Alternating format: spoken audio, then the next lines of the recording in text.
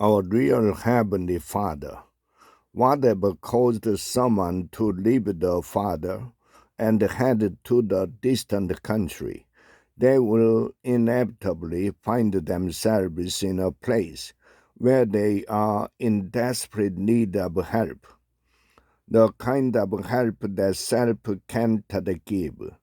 What we'll discover in the parable is that even though we turned our back on God and walked away, He's a loving, merciful, gracious, and caring Father who wants to do more than just help us.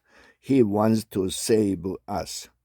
Justin was sitting at home watching MTV, convinced he was missing out and ready to go out there and really live.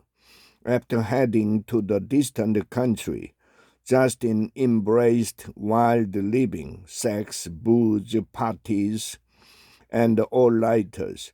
Justin got wildest when it came to drugs. You name it, he tried it.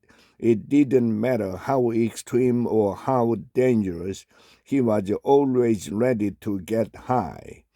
After a while, the drugs he enjoyed as recreation became an addiction, and it brought Justin to his knees. With his life in shambles, Justin made some noble attempts at self-help, but each tearful resolution always ended in relapse. Then Justin tried to get professional help. Rehab treatments failed. Addiction cleans didn't stick, and the working program never really worked. Justin started to feel like he had nowhere to turn. A horrifying notion awoke inside of him. Maybe I'm broken for good. Then one weekend after church, he tracked me down. I'll never forget the first words out of his mouth. I'm high on heroin right now.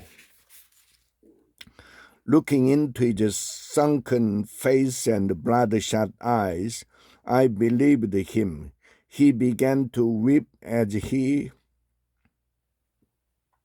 told me his story.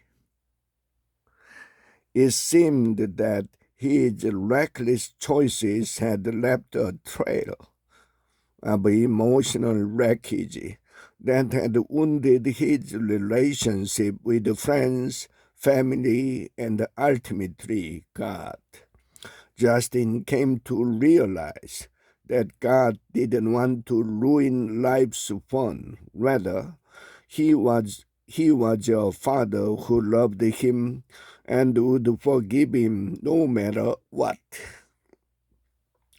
Justin said he felt he needed to get help that instant because he couldn't trust himself to wait the 24 hours until Monday.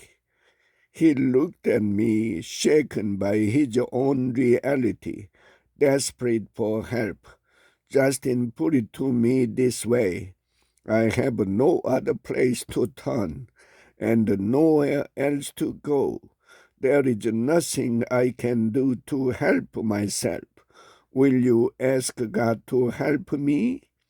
That's where the aha journey begins, not with a determined commitment to self-help, but with a humble request for God's help.